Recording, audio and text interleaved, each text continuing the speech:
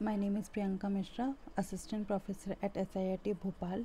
Today we are going to discuss about the concept of OOPS. In this video we have discussed about the object oriented programming approach. Later on we are going to discuss about the concept of OOPS.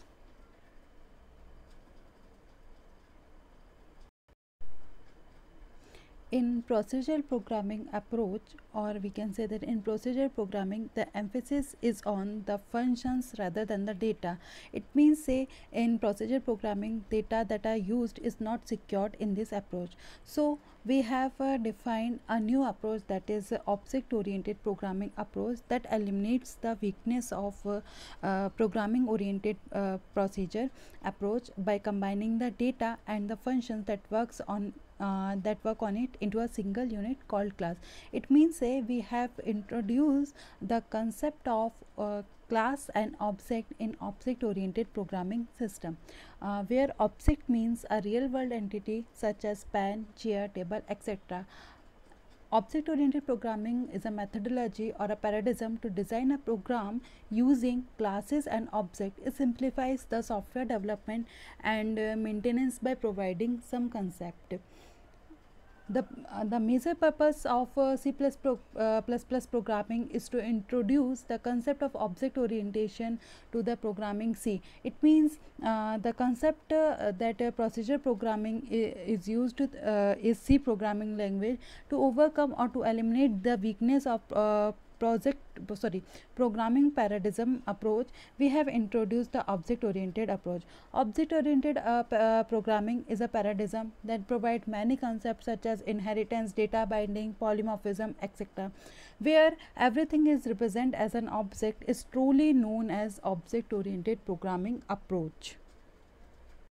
So the data is secured from the outside world because data can be changed by the associated function only. OOPS is implemented on the real world entity called object that have some characteristics and behavior. These objects forms a basic unit of construction of object oriented programs. Now we are going to discuss about the characteristics and concept of OOPS. Here object oriented programming language supports various features of various concepts. Each characteristic features is described as below, that is class, object, encapsulation, data abstraction, inheritance, polymorphism, and data hiding. Now the first concept of object oriented programming approach is class. So basically we can say that a class is a basic building block which can define as a user defined data type, or it contain some data members and member functions to operate on those data members. Basically a class is a collection of similar kinds of object.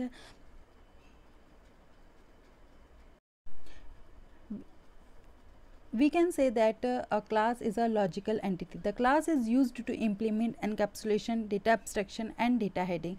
One of the advantages of using class is that once you have created a class for a certain type of object, you can reuse the class in any project. So the property or the feature of reusability is also introduced with the object oriented programming language.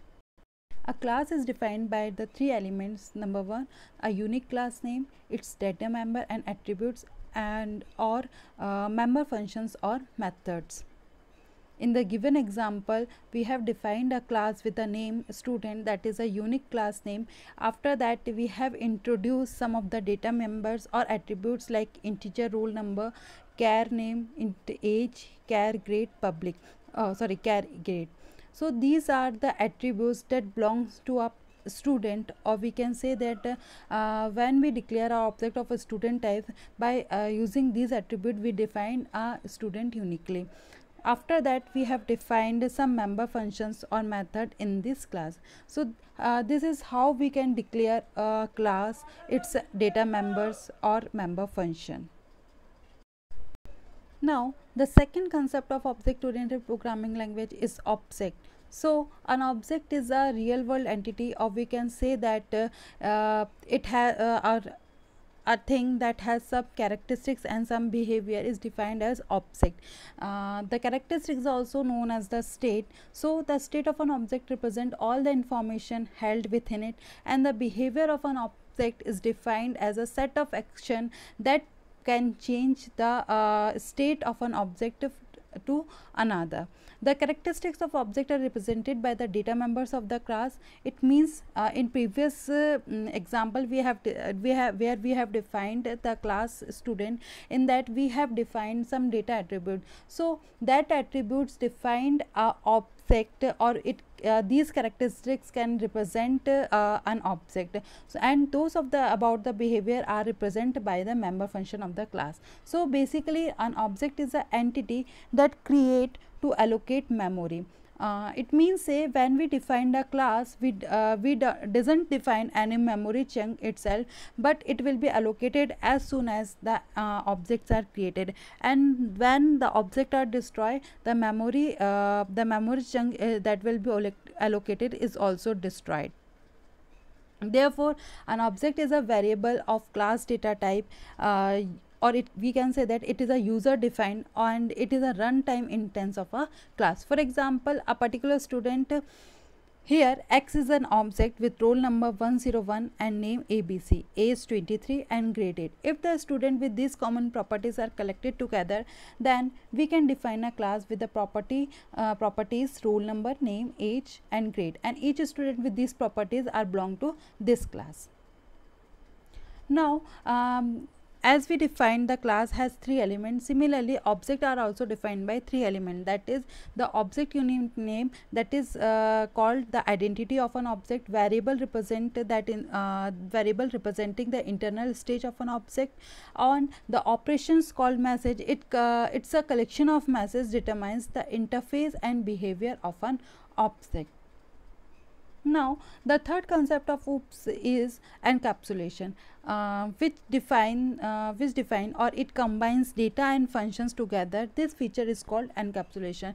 This feature support the data security in OOPS. In encapsulation, data can be modified or accessed by the associated member functions only, but objects communicate with each other by passing messages to each other. For example, the data for class students consist of a roll number, name, age and function that can operate on these member functions. Are input data to read the value of this data item and display to display these data item. Hence only this function can access roll number, name and age of a particular class.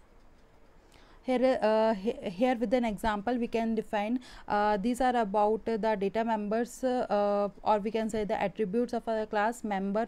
Data members are roll number, name, age, and member functions are input, data and display. By using the property of or feature or encapsulation, we can combine these data member and a member function into a single unit. So the data members and associated function details of object are hidden from the other object, or we can say that other object in the system can change to data and functions of an object made without affecting their other object. This feature of object oriented separate implementation of a class from its interface, so we can made changes in the class without affecting its interface.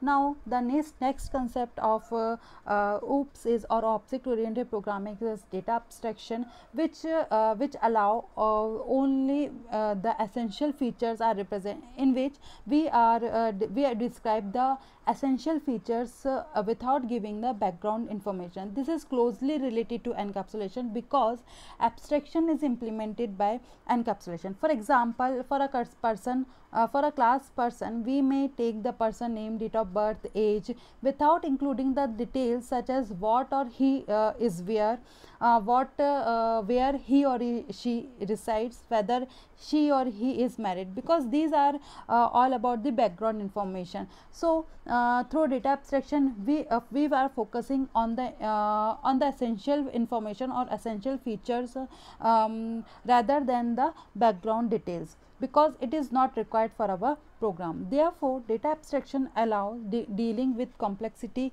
of the object. Classes use the concept of data abstraction, and it is known as, and it is also called as ADT, abstract data type. Now, the next feature of object oriented programming language is polymorphism, where the word polymorphism defines or we can say that the word polymorphism is a combination of two words. First is poly and second is morphism. So poly means many and morphism means form. It means a polymorphism defined as multiple form, which means the ability of the object oriented programming to do some work using multiple form. In polymorphism, the behavior of the method is dependent on the type or the situation in which the method is called. Let's take a real example. A person can have more than one behavior depending upon the situation. Like a woman, it's a mother, it's a manager and a daughter, and this define his behavior according to its place. In an office, it behaves as a manager. At home, it behaves as a mother or as a daughter. So similarly, when an object defines different form according to the situation, these are called the concept of polymorphism. This is from where the concept of polymorphism came from. In polymorphism, polymorphism can be achieved by using two ways. They are operator overloading and function overloading. In function overloading, we can use same name function, but we can pass different parameters according to the situation. So this is called function overloading, and in operator overloading, the same operator is used for different functions or different according to different situation. For example, if we want to add two integers, we use add operator to add this. It means we have taken two number, that is 3 and 4, and we use the add operator. It means it simply given the addition of that two integers, that is 7.